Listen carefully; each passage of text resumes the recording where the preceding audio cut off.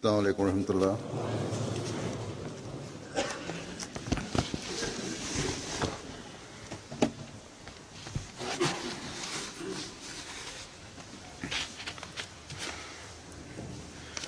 أشهد أن لا إله إلا الله وحده لا شريك له وأشهد أن محمدا عبده ورسوله أما بعد فأعوذ بالله من الشيطان الرجيم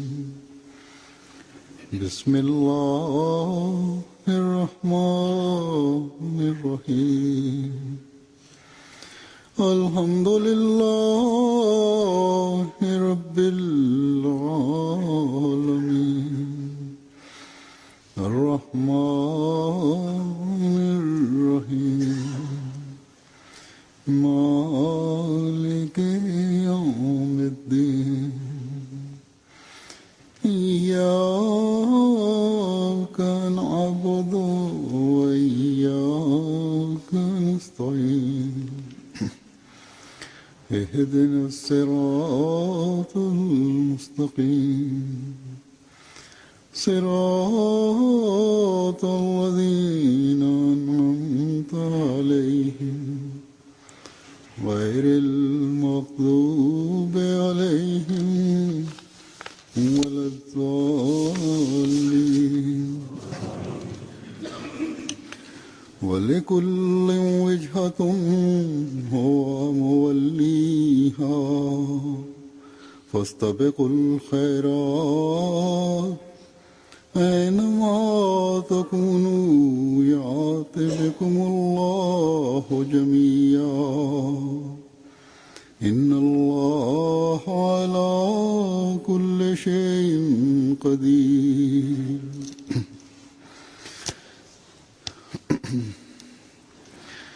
इस आयत का तर्जुमा है Huzur kaže, prevod ovog ajeta glasi ovako: za svaku osobu ima cilj kojim se on uvijek okreće. Zato nastojite da se nadmećete jedno s drugim u dobroti, u dobrom. Kad god se okupite radi Allah, Allah će vas zaista okupiti zajedno. Zaista on radi šta on hoće, jer on ima svoju ukupnu moć i kontrolu nad svim. Huzur kaže u ovom ajetu, Allah dželešanuhu je dao takve upute i naloge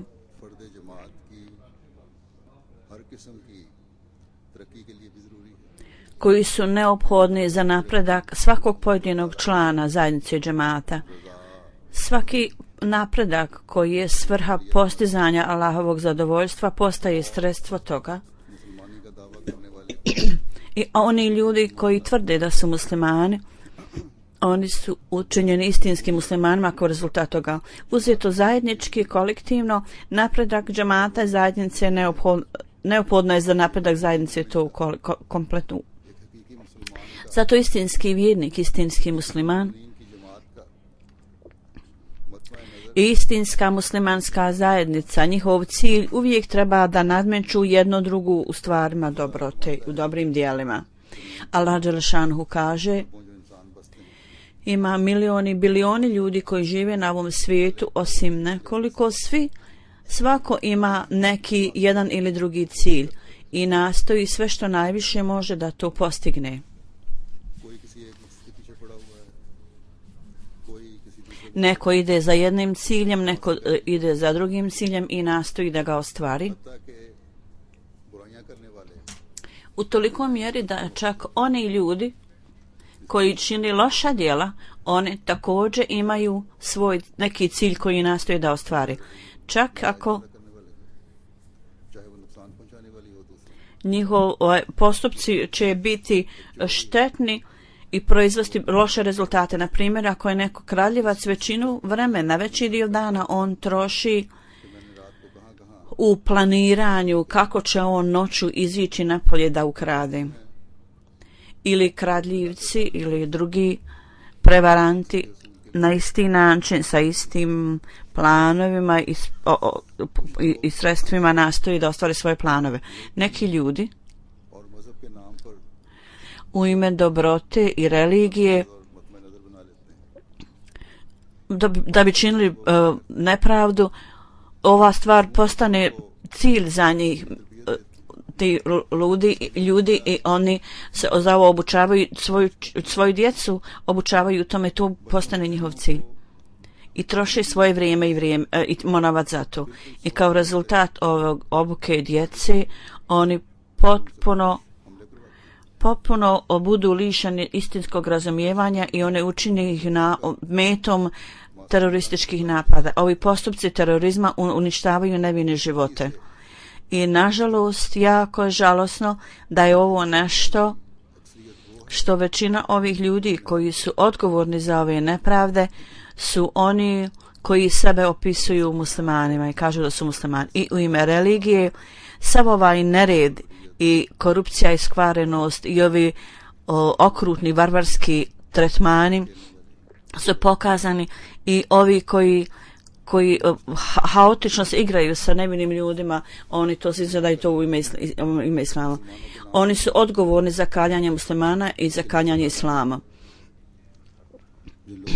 za koje Allah dželešanuhu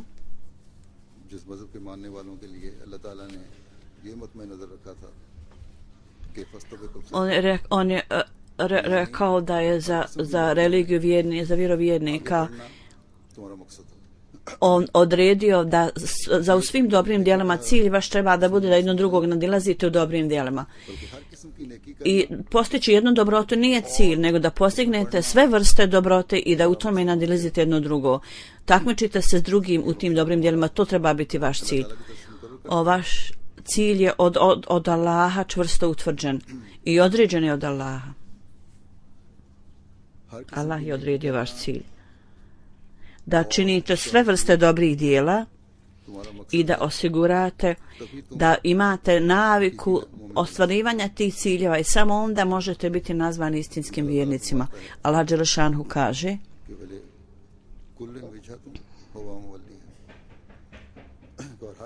u prijevodu, kaže, svaka osoba ima jedan cilj kojim se uvijek okreće,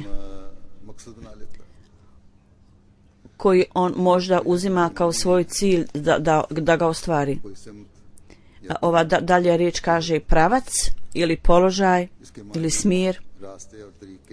Ovo također ima značenje puta, označava i put. I također da ostvarite neke ciljeve. Za vjernike ovo je uvjet da treba da se okrene tom pravcu i treba da gleda na onaj pravac koji je Allah dželešanuhu naredio vjernicima i naredio zajednici vjernika. I ne samo da gleda prema tome u tom pravcu, nego u pravcu u kojem on gleda razni su pravci, razni smjere. On treba da odabere taj put u pogledu posvajanja kojeg je Allah naredio da ga posvojimo. I ne treba jednostavno da samo nastave ići tim putem, nego zapravo umjesto toga razlog njihovog da idu na tom putu treba da postignu određeni cilj. Zato je Allah dželešanu čvrsto odredio i učvrstio za nas taj cilj da ne samo činimo dobra djela, nego zapravo da uvijek uzdižemo standard toga i da nastojimo da se nadmećemo jedno s drugim i da nastojimo da nadiđemo jedno drugo na taj način na tom putu. I ne samo da učinimo napor da nadilazimo druge, nego također oni koji su slabi, koji ostaju iza, treba da skupa sa sobom povedete ove ljude, to jest jer napredak cijelog džemata kao cjeline je nešto o čemu uvijek vjernik treba da bude podsjećen. Dakle, istinski vjernik je onaj koji kad čini napredak, on isto tako čini napore da i drugi ljudi čine napredak na istom putu, na isti način. I on nastoji da uključi ove ljude u ovom nadmetanju da nadiđu jedan drugog. I on također nastoji da napravi opskrbu i mogućnosti za ove ljude da se pridruže i tako da oni nastoje da nadiđu. Dakle, kolo napretka zajednice treba da se uvijek treće naprijed brzo i sve brže. Džemat Ahmedija, to jest zajednica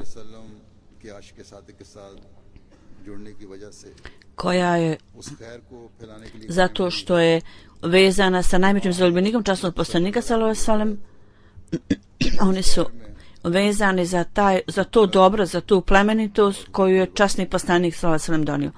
Zatim imamo dužnosti prema Allahu dželešanu i dužnosti prema ljudima. Ibadet je također dio toga i također služenje ljudima je dio toga. Jer časni poslanik sallallahu alejhi ve sellem, on je bio poslan kao milost, utjelovljena milost za cijelo čovječanstvo. Služenje ljudima može biti učinjeno širenjem dobrih djela, širenjem milosti. Kao što sam rekao, ja sam dao jedan primjer da neki ljudi rade loša djela i zato obučavaju tvoju djecu i s ciljem da uzmu život nevine djece ili da ih napadnu terorističkim aktivnostima kroz razno oružje, ne može biti ostvareno. Zato u ovo vrijeme samo je Ahmedija džemat koji širi i širit će milost časnog poslanika u cijelom svijetu. S ciljem da to ostvarimo, Ahmedi muslimani su uvijek zauzeti u tome i džemat kao cjelina. S ciljem da ispunimo kako treba obaveze prema ovim obavezama, Ahmedi muslimani čine najviše što mogu. Ovaj napor za širenje prelijepog učenja islama na taj način da ljude upoznamo s tim i da objavljujemo časni Kur'an i razdijelimo prijevod časnog Kur'ana i prijevod časnog Kur'ana na zemlje, na razne jezike raznih zemalja, učenjene na ovaj način da se prevodi časni Kur'an, zatim dobar moral, poučavanjem ljudi dobrom moralu i također da ih poučavamo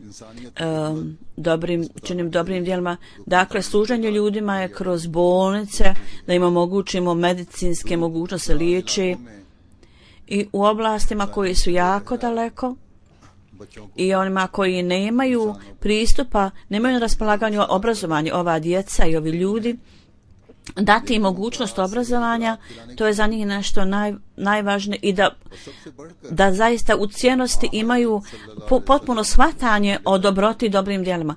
I na kraju dovesti sve ljude pod zastavu časnog poslanika sallallahu alejhi ve sellem i okrenuti od onih ljudi, od tih ljudi u ljude da potpuno budu pokorni časnom poslaniku. Dakle, Ahmedija muslimanski džemat nema jednostavnu misiju, jednostavan cilj. Obaveza zavjeta bajata u koji uđemo u zavjet bajata Imama Mahdija nije obični zavjet bajata. S ciljem da to ispunimo, mi treba da ove stvari učinimo svojim ciljem koji je Allah dželešanu za nas odredio i čvrstio. Neka objašnjenja toga ja sam već dao. S ciljem da dobijemo Allahovo zadovoljstvo, mi treba da slijedimo one puteve koje u ljude vode Allahu dželešanu. I na ovim putevima, kao što je šeitan rekao, oni se možda suoče sa šeitanom koji će nastati da ih zaustavi od činjenja dobrih dijela i stavit će neke prepreke, zapreke na njihovom putu da ne postignu visoke stepene napretka. Međutim, ova dova koja dolazi iznad srca, sirat alezine enamte alejhim, to je dova iz sure Al-Fatiha, je dova koja je lijek protiv napada šeitana, izazova šeitana. Dobra djela, bit će ljudi onda u stanju da postignu dobra djela, da rade dobra djela i on će nastaviti biti počasni dio te zajednice. Svako kogod je star, mlad, žene, muškarci, djeca i stari ljudi, svi treba da vrlo naporno rade za to i posvajajući sve vrste dobrih dijela हमारे लिए मुकर्रर करदा मतमैन i ove stvari za koje je Allah da ih ostvarimo, Allah postigao, stavio ih kao cilj za nas, mi treba da postignemo taj cilj, treba da naporno radimo za to. Allah dželešanuhu je spomenuo u časnom Kur'anu जिन नेकियों के करने का एक dobra djela koje je Allah dželešanuhu naredio vjernicima da ih čine. Jedan od njih अनफाक फी सबीलिल्लाह भी je trošenje na Allahovom putu, है माली कुर्बानियां भी a to je financijsko žrtvovanje na Allahovom putu. Financijsko žrtvovanje je neophodno za ove ciljeve koje sam ja već spomenuo. To jest, da tako kažemo, propagiranje islama i služenje ljudima. जमात अहमदिया की तारीख गवाह है कि गुज़श्ता Historija džemata Ahmedija nosi dokaz ovoga i रात जमात da mi za cilj ostvarivanja ovog cilja džemat Ahmedija je činio financijske žrtve tokom svih ovih godina, više od 100 godina. Ove žrtve i ova pobožnost je oznaka naše zajednice, naših džemata. Gledajući na to, oni koji nisu Ahmedi, वो हैरान और परेशान mimo Ahmedi muslimana, oni su jednostavno zapanjeni i u čudu. Jer ovi ljudi nemaju shvatanje, nemaju ideje da iza svega ovoga koja je vrsta strasti i ljubavi koja ljude nagoni, navodi da ovo čine. Međutim, ovaj duh postoji u Ahmedi muslimanima i on je prisutan zbog ove stvari da u skladu sa Allahovom naredbom Ahmedi muslimani uzimaju financijsko žrtvovanje kao svoj cilj. Danas na licu zemlje samo Ahmedi muslimani, vi ste ti ljudi, Ahmedi muslimani, koji se i financijski žrtvujete, vi ste ti za koje vrijedi ovaj ajet i vi održavate, ispunjavate ovaj cilj. को कायम किए हुए हैं Vi utemeljujete ovu tvrdnju i nastojite da slijedite ovaj put u stvarenju ovog cilja. S ciljem da postignete dobrotu i dobra djela i s ciljem da napravite neprestani napredak u tome i također da prenesete poruku islama do sve 4 ćoška svijeta. Vi nudite svoje živote, svoj metak, svoje vrijeme i čast. Vi neprestano to trošite, sve što imate. Nikakav neprijatelj, nikakva moć तरक्की के रास्ते में हायल नहीं हो सकते i niko ne može stati na put napretka Ahmedijata. Ni jedna vlada, nikakva grupa ljudi. Oni ne mogu usporiti korak našeg napretka. Oni to ne mogu učiniti dotle dok mi budemo imali ovakav duh žrtvovanja i nadmašivanja jedan drugog u dobrot. Taj najveći zarobljeni časnog poslanika u kojeg mi vjerujemo i nama je dato obećanje da ćemo biti dio oživljavanja islama, to ako Bog da inšallah, चले जाने की रूह को कम नहीं होने देगा on će nam nastaviti da daje i niko neće biti u stanju da smanji našu odlučnost u ovom duhu, da nadmašujemo drugom u dobroti. Ova strast da nadmašujemo jedan drugog i da imamo duh žrtvovanja i mi smo nekada sami iznenađeni. Ja sam također nekada potpuno iznenađen koja vrsta ljudi je tamo koji čine ove žrtve i oni čini ova dobra djela कायम रहने वाले हैं i na vrlo čvrst, ustrajan način i oni neprestano, bez prestanka čine ova djela. Ima vrlo predanih ljudi. Allah dželešanuhu je dao takve predane ljude zajednici obećanog Mesija alejhi selama. ये कुर्बानियां Oni koji neprestano i bez prestanka daju ove žrtve. Oni koji su razumjeli stvarno značenje ovog izraza. Vestabig. Znači da neprestano, stalno činimo napredak. Stavak čini mi se. Znači neprestano da nastojite da nadmašite druge ljude u dobru i da radite za taj cilj se trudi. Ova riječ koja znači nadmašivanje jedan drugog, da nadiđete jedan drugog, mi vidimo जिनमें से एक नेकी जैसा कि मैंने कहा u formi raznih dobrih dijela u džematu. Jedan aspekt toga je financijsko žrtvovanje. जमात इस मकसद के लिए I svake godine Allahovom milošću Ahmedija džemat daje ove žrtve za ovu svrhu. U tome također novi Ahmedi učestvuju i također stari Ahmedi, siromašni ljudi, और मुकाबलतन ljudi अमीर भी ljudi srednjeg prihoda, bogati ljudi, svi su uključeni u tome. Svakako me je dato ovo razumljivanje važnosti financijskog žrtvovanja, oni uvijek nastoje da jedan drugog nadmaše. Ako postoji neka slabost, onda je to od onih ljudi koji su određeni da ljude učine da shvate. Predanost članova zajednice nema nekakvog manjka Allahovom milošću kod njih. Članovi džemata, većina njih, kao što sam rekao, sastavljene i od onih ljudi koji imaju niska primanja.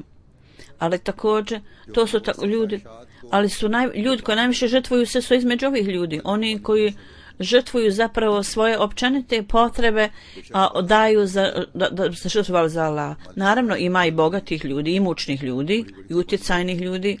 Oni također daju velike žrtve. Međutim, oni ljudi koji imaju manji prihod u poređenju sa ovim imućnim ljudima, po procentu ovi ljudi sa tačke gledišta standarda žrtvovanja i također sa tačke gledišta broja, manje je imućnih ljudi koji se žrtvuju i niže procenat. U zapadnim zemljama ovi ljudi koji žive na zapadu, članovi džemata, blagoslovljeni su uveliko, ili možemo reći da je ogroman procenat u poređenju sa prošlošću, oni su u mnogo boljem stanju, mnogo boljoj situaciji. Allah Đelšanuh je blagoslovio sa toliko mnogo stvari u obilju.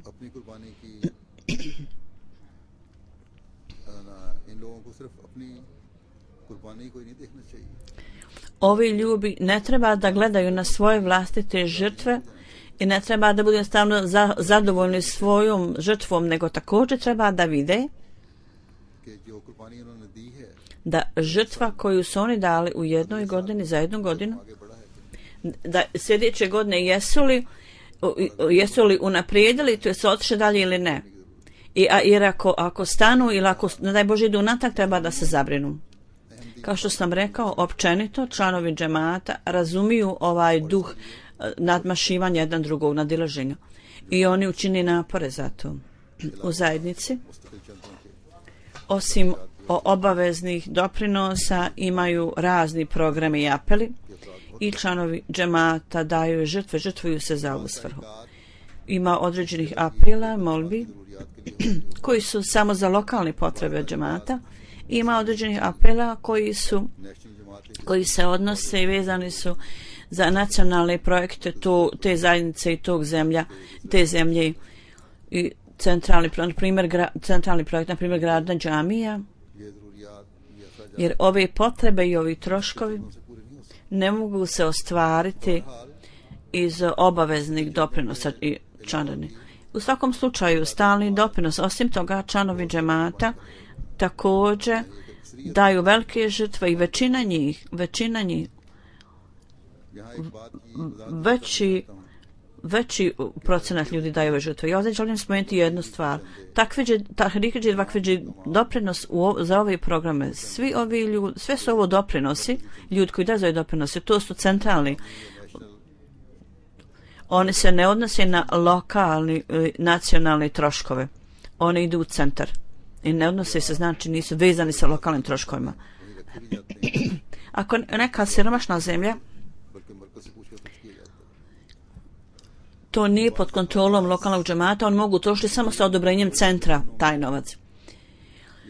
Neki ljudi iz imućnih zemalja i neki imućni ljudi, oni možda misle ako su to centralni troškovi iz centra i ako nisu potrošeni na nas, na našu ili lokalno, zašto im da trebamo uzimati učešće tako obilno u tolikim iznosima. Mi imamo također lokalne projekte, imamo nacionalne projekte također.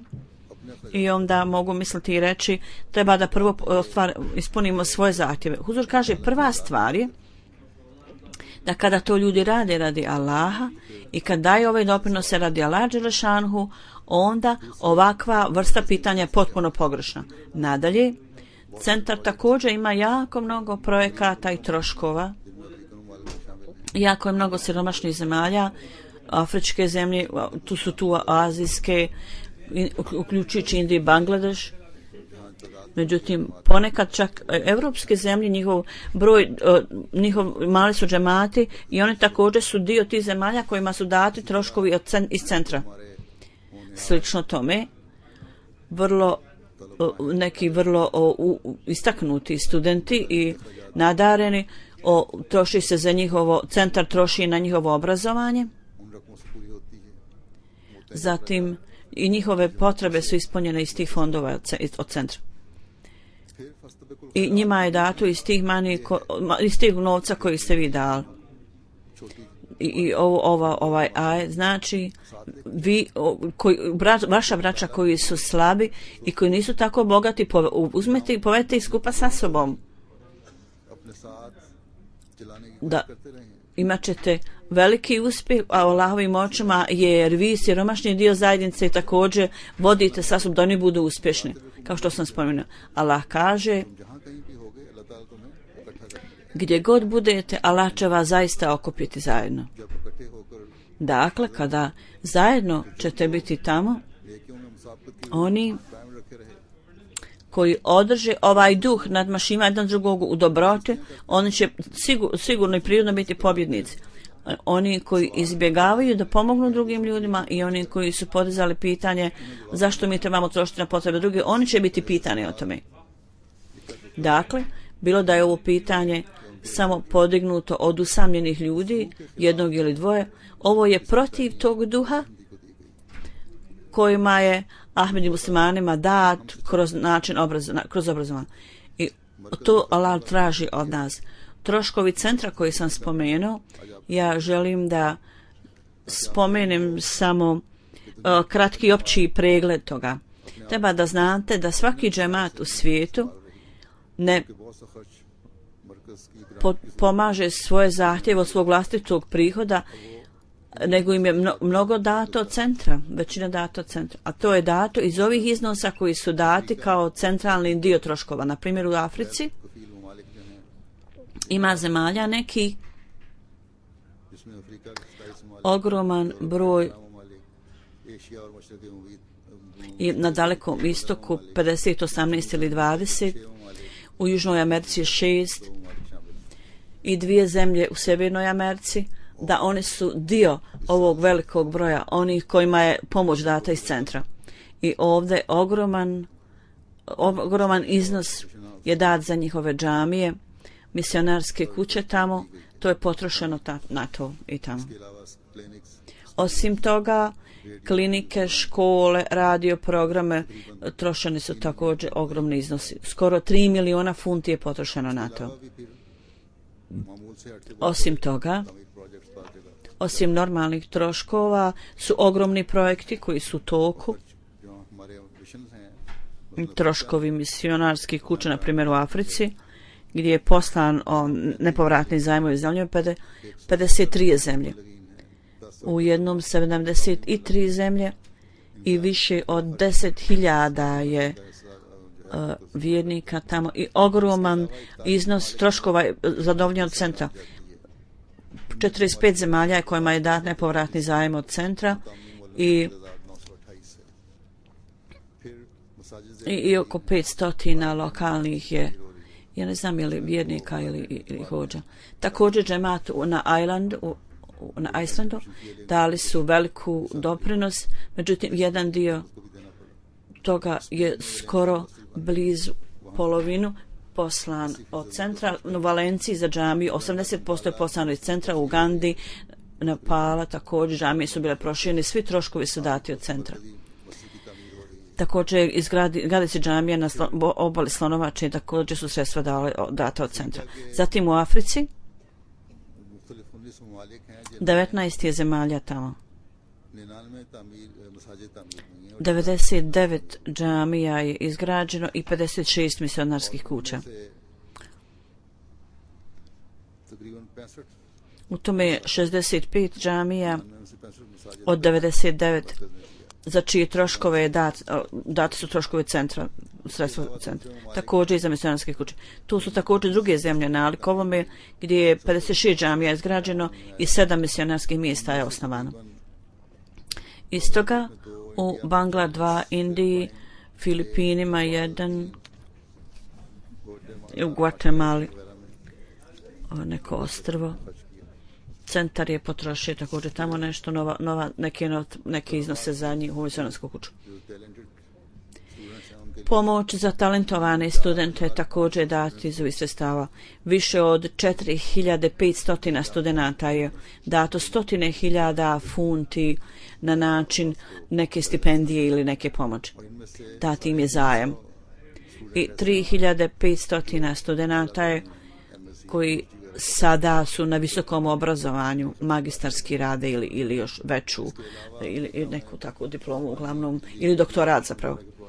Zatim imamo projekte vode, dovođenja vode i struje. Sve je to obavljeno kroz nepovratni zajam iz centra.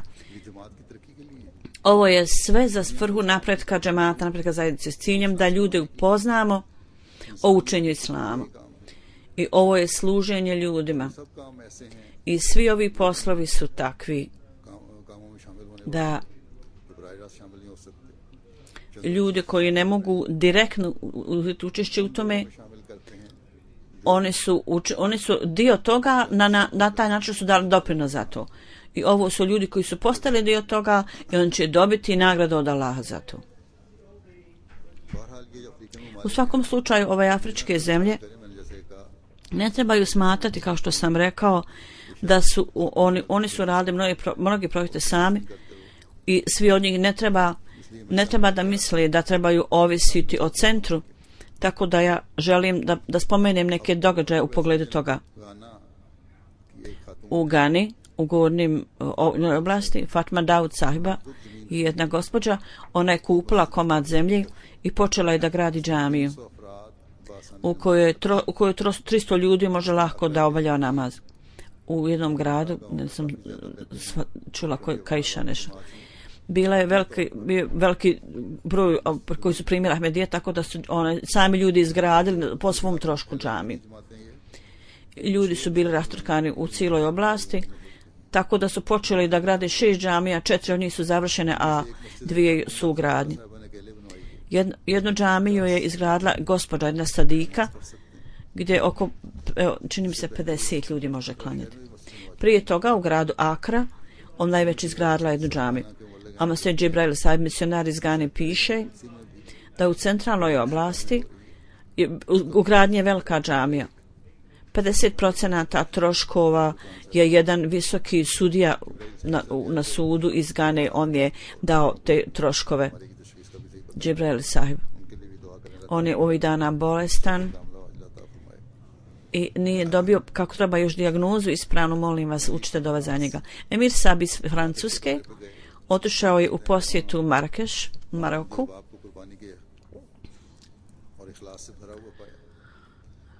I ja sam uvidio da su ljudi puni duha žrtvovanja, imaju ogromnu ljubav prema hilafetu.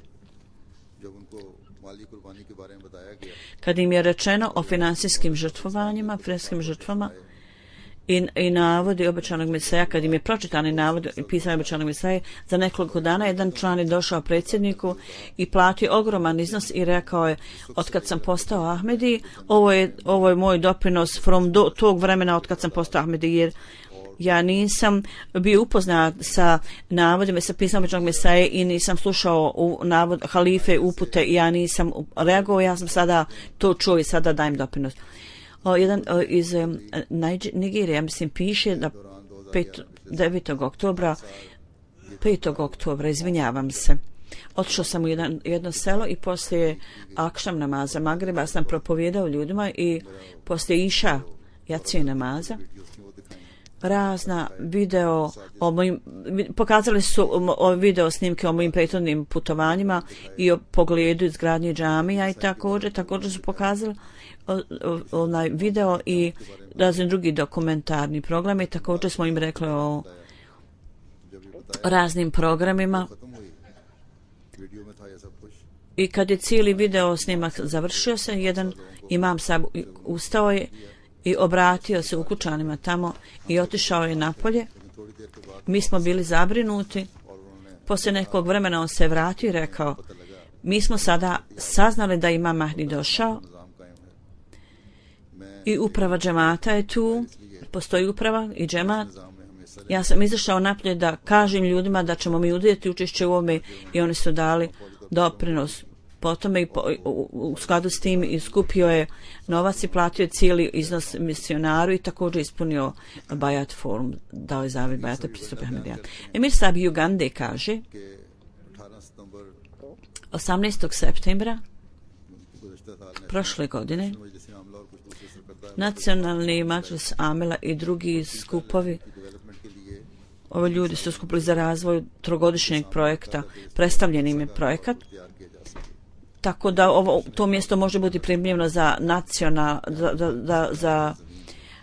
nacionalne skupove i za dželsu. Na ovom skupu mnogi utjecajni ljudi su bili prisutni, oni su odmah dali obećanja i počeli da daju svoje doprinose.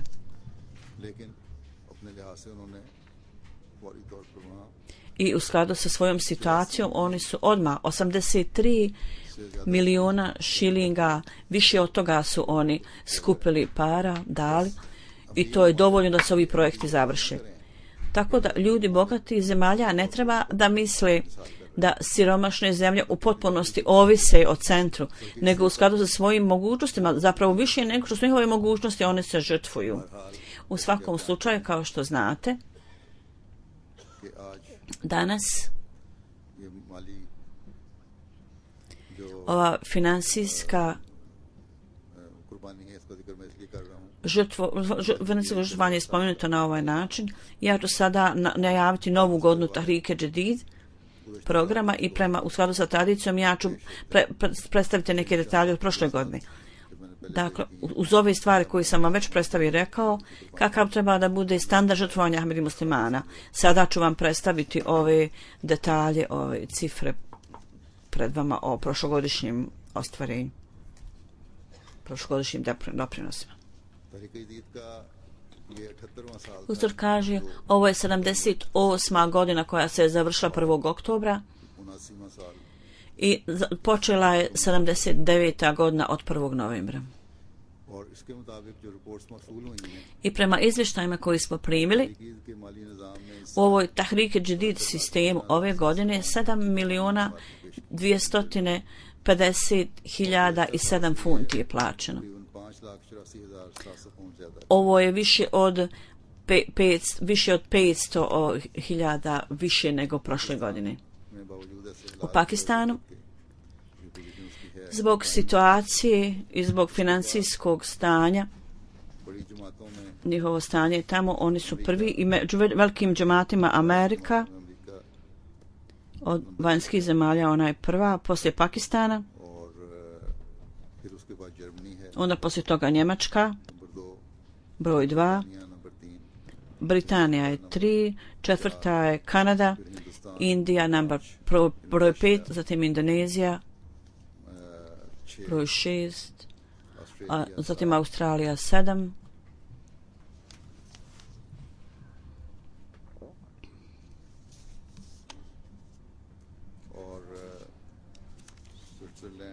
Švicarska zatim i Belgija 9. Belgija i Gana su blizu jedna druge u ovim žrtvovanjima. Uzor kaže, ovdje je greška jedna, neka greška. Red ovakav treba da bude Amerika je broj 1, Njemačka 2, Britanija 3, Kanada 4, Indija 5, Indonezija 6, onda džemat jedan na Srednjom istoku, ja neću spomenuti ime, zatim Australija 8, zatim Švicarska, Belgija i Gana su jedno uz drugo skoro jednaki doprinos.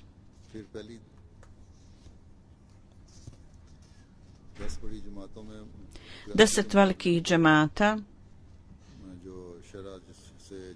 u skladu sa stopom koju su platili, njihov doprinos je ovakav.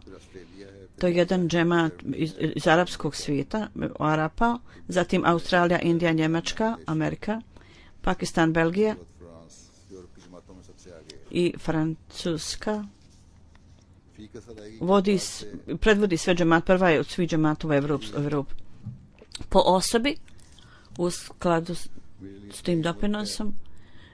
Prva je jedna zemlja na Srednjem istoku. Africa से तकरीबन 157 pound Njihovo žrtva je 156 po glavi, u Americi 80 funti, zatim Švicarska, Britanija, Francuska, Kanada, Norveška, फिर Australia i čim se Norveška i Australija.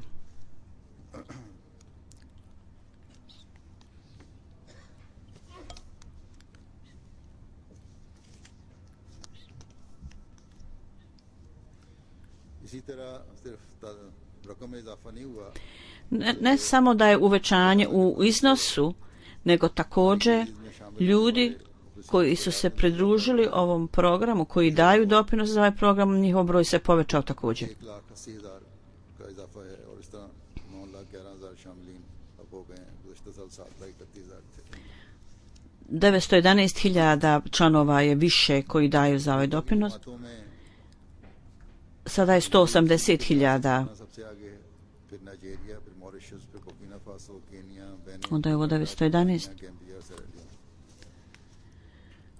Sada je Huzur nabrojao zemlje gdje je najveći doprinos po glavi.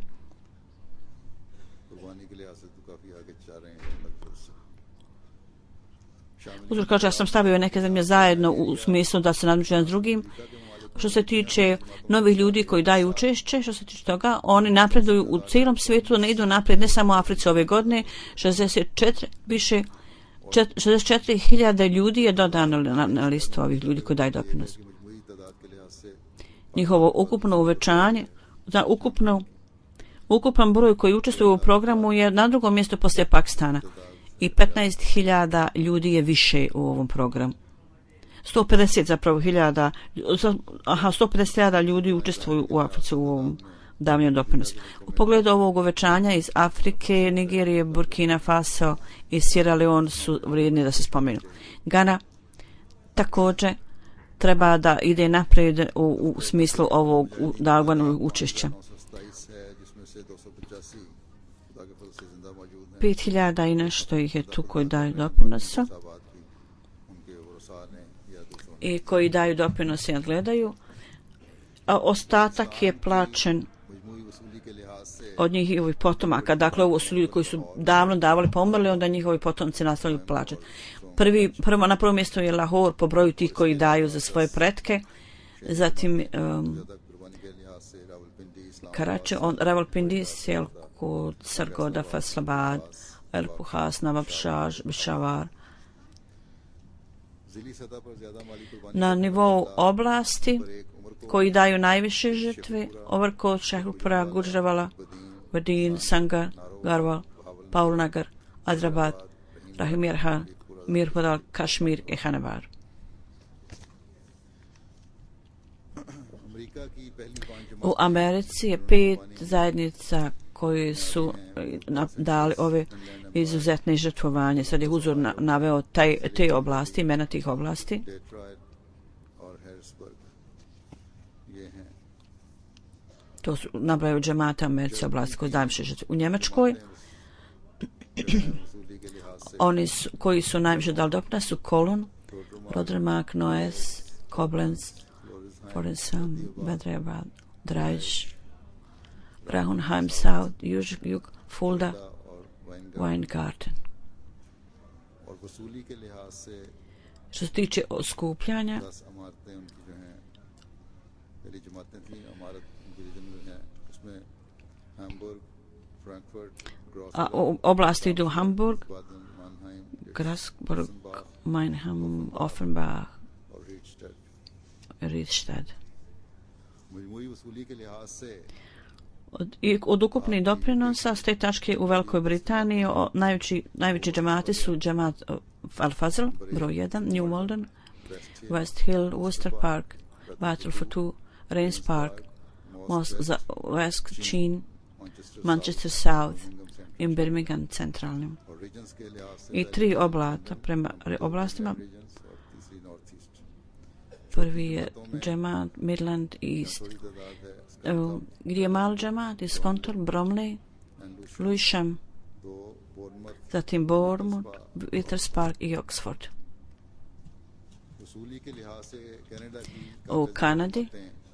Calgary Istaknuti džamati su Calgary, Peace Village, Woodbridge, Brampton, Faratown, Mississauga, Warnord i Montreal. U Indiji 10 je Kerala, Tamil Nadu, Andhra Pradesh, Jammu Kashmir, Bengal, Karnataka, Odisha, Punjab, Delhi, UP. 10 džamata su broj 1 Kupitor, Tamil Nadu, Kerala, zatim Calicut, Kala, Hyderabad, Andhra Pradesh, Kadian, Kanalta, Kerala, Calcutta, Bangadi, Matotum, Kerala, Chennai i Tamil Nadu.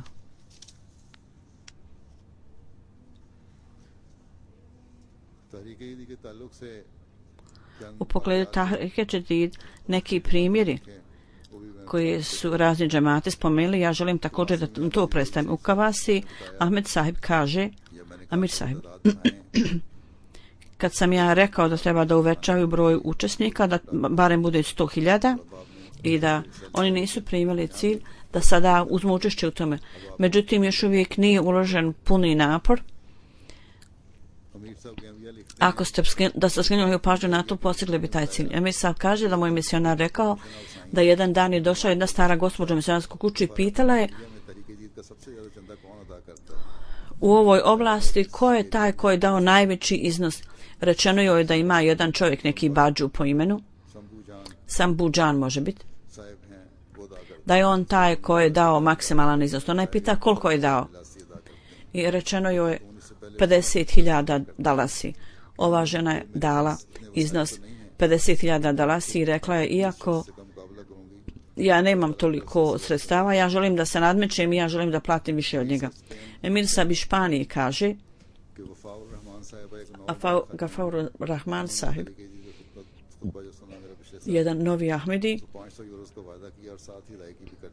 kad je slušao hudbu, on je odmah uplatio neki iznos i kad je dao doprinos za Tahrike Jadid, rečeno mu je o drugim zemljama i učeni da nema nekog ograničenja, da može dati koliko želi.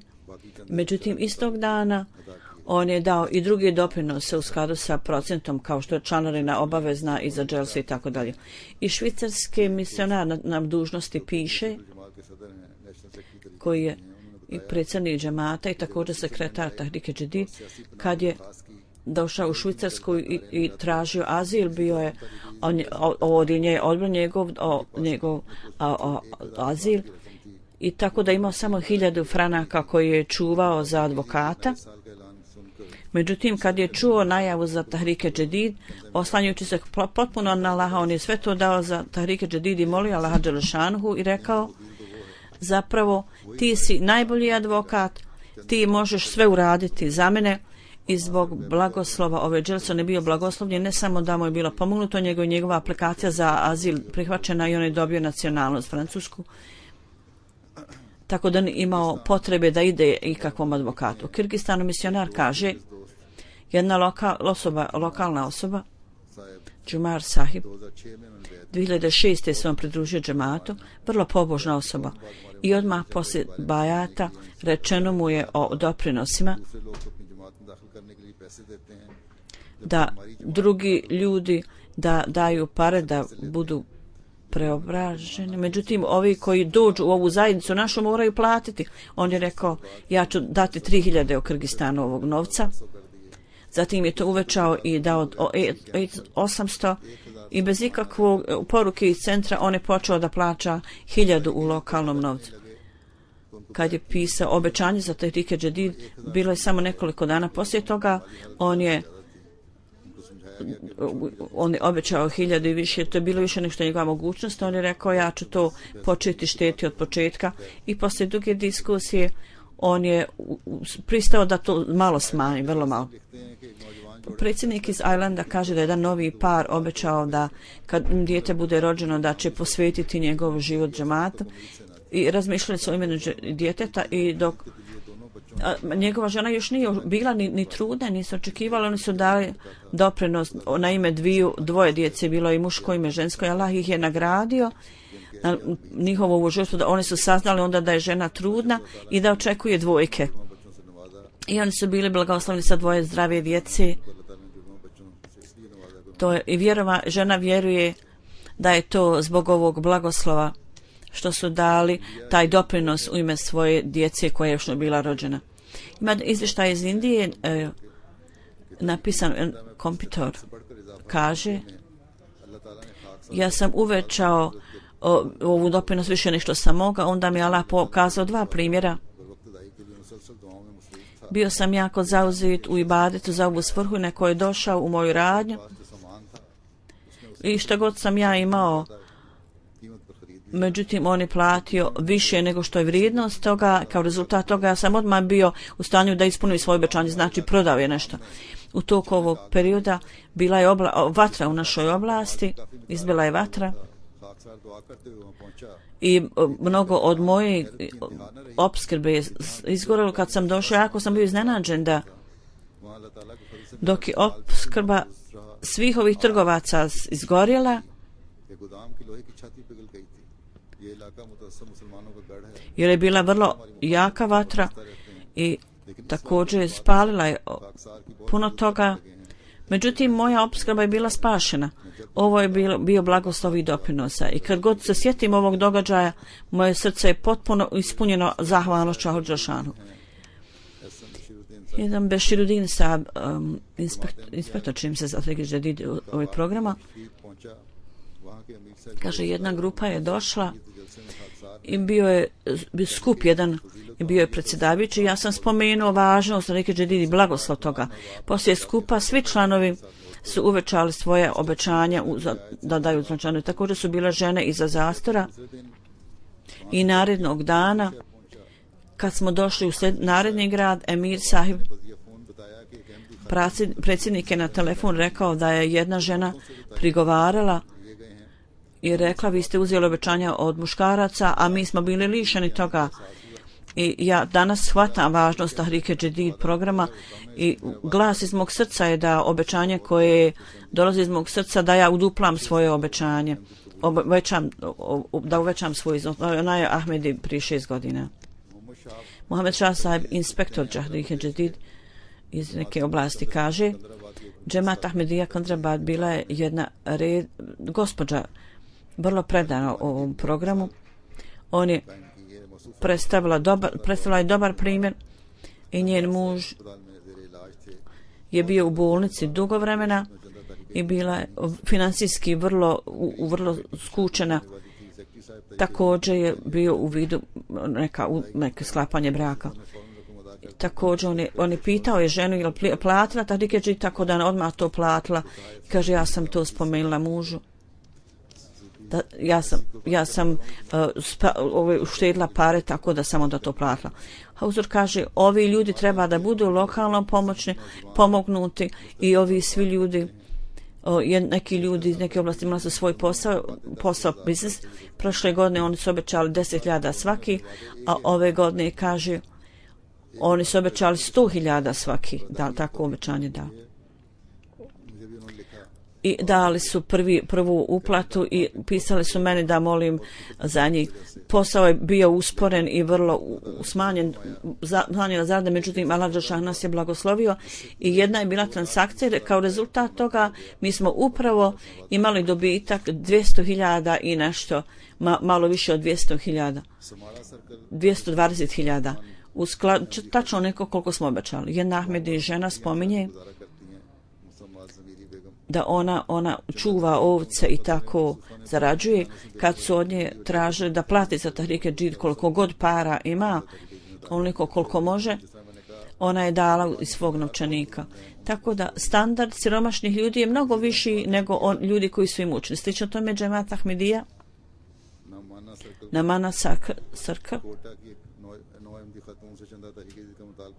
iz Kota traženo je od njih da kad su dali, traže neke doprinose, od ove žene, jedna njena 14-godišnja čerka, od njih su tražili da 50 rupija, ona je rekla, ja imam 100 rupija, tako da uprkos što je mati rekla suprotno, ona je platila 100 rupija.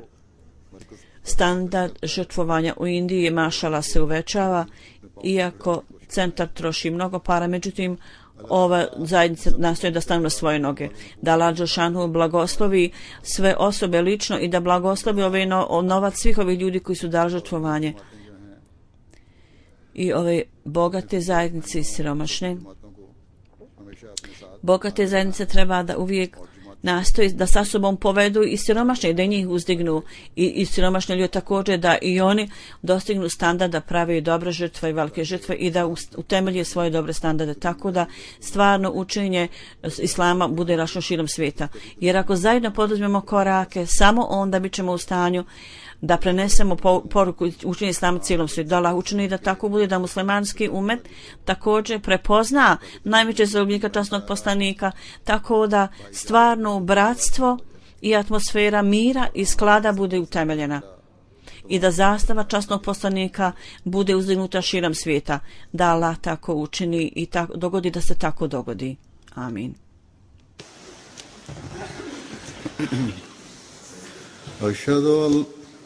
الحمد لله نحمده ونستعينه ونستغفره ونؤمن به ونتوكل عليه ونعوذ بالله من شرور أنفسنا ومن سيئات أعمالنا من يهده الله فلا مضل له ومن يضلل فلا هادي له ونشهد أن لا إله إلا الله ونشهد أن محمدا عبده ورسوله